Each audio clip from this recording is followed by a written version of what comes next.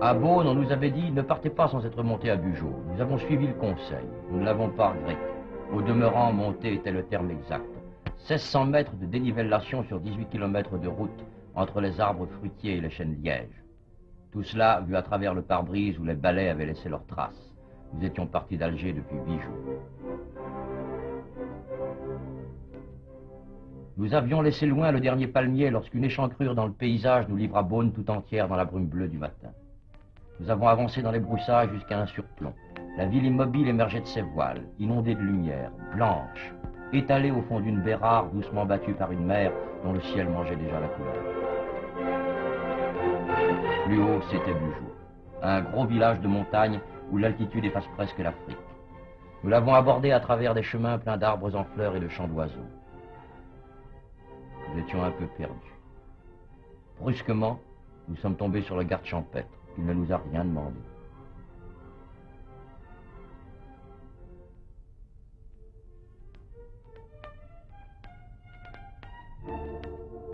Nous étions au cœur du village. Il y avait la mairie, un peu vétuste, amicale et familière. Il y avait la poste, neuve, en tout cas récente, et fière de porter un grand nom.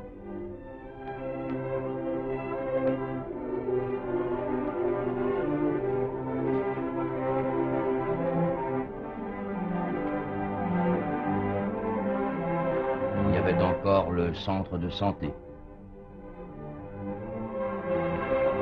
Et puis, au fond d'une rue longue, droite, étroite, il y avait l'église, sur laquelle de gros nuages sombres commençaient de s'amonceler.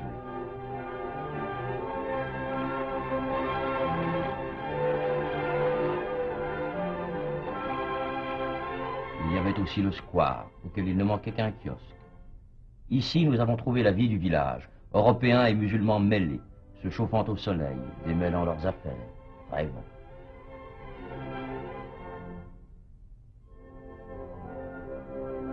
En sortant du square, nous avons suivi ce qui devait être la grande rue, et nous avons vu une croix. Une croix insolite. C'est que là se dressait naguère un calvaire.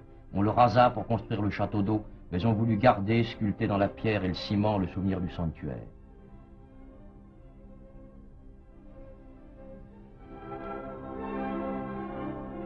Il était 10 heures et la grande place s'animait. Le quart de Beaune déversait ses voyageurs. Plusieurs étaient des touristes. Celle-ci, par exemple, dont les hauts talons auront à souffrir au hasard des chemins.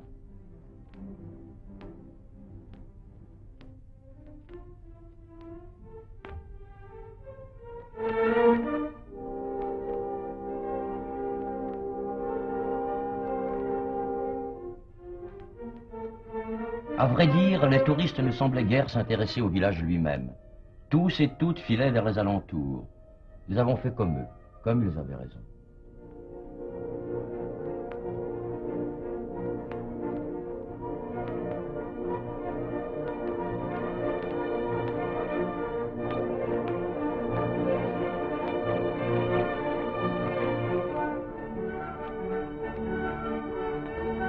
Nous avions les yeux pleins d'arbres, de grands ciels entreaperçus, d'animaux point sauvages. Ce bourricot, qui devait plus tard se conduire fort mal, fut pour nous le coup de grâce.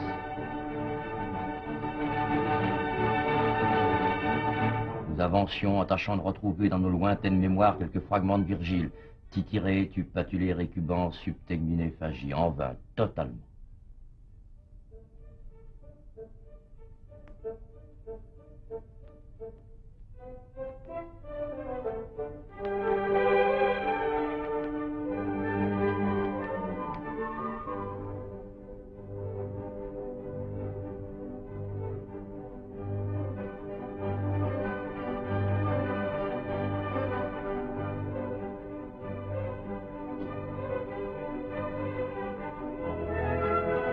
À chacun de leurs tournants, les chemins creux nous livraient une échappée vers la montagne ou la mer.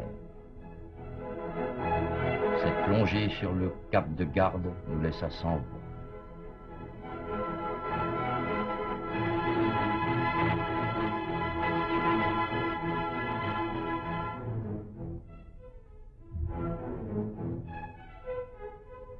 Et comme il arrive souvent quand on marche au hasard, nous nous sommes retrouvés à notre point de départ, au cœur du village. Le garde champêtre nous y attendait peut-être, intrigué par la caméra, mais à vrai dire, nous le cherchions aussi. Une vue d'ensemble de Bugeaud, un seul endroit, le toit de la gendarmerie.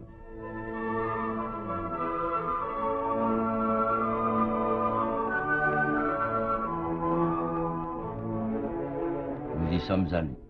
Vu de ces hauteurs, voici ce que donne Bugeaud. Pas grand-chose, car les arbres dévorent tout. Pourtant, cette grande bâtisse là-bas, c'était le préventorium. L'un des plus beaux d'Algérie, précisa le gendarme. Vous devriez y aller. Nous y sommes allés.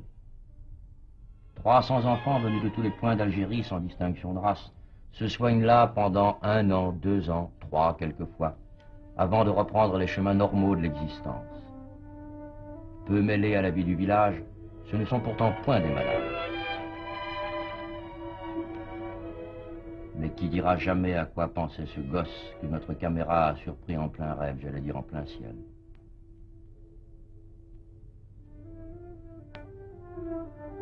Ils jouent pourtant, ces enfants, au jeu de tous les enfants du monde quand ils en ont la force et la joie.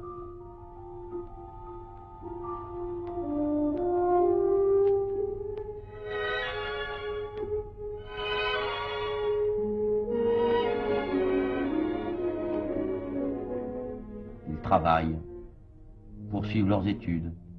Parfois, ils donnent des fêtes sur ce théâtre antique qui, petit sans doute, n'en est pas moins parfaite proportion.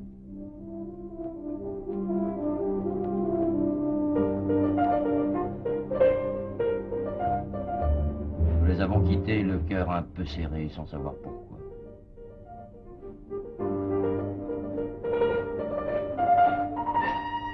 La porte franchie, nous avons tourné la tête. Et il nous faisait des gestes fraternels, sans savoir pourquoi. C'est toujours la même chose.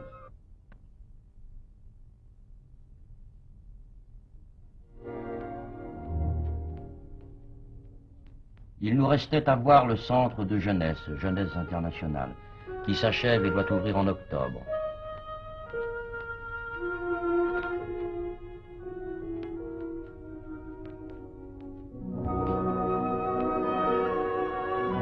Il est situé sur un promontoire où ce soir-là, nous avons vu jouer ces enfants et rêver ces hommes. C'était très beau.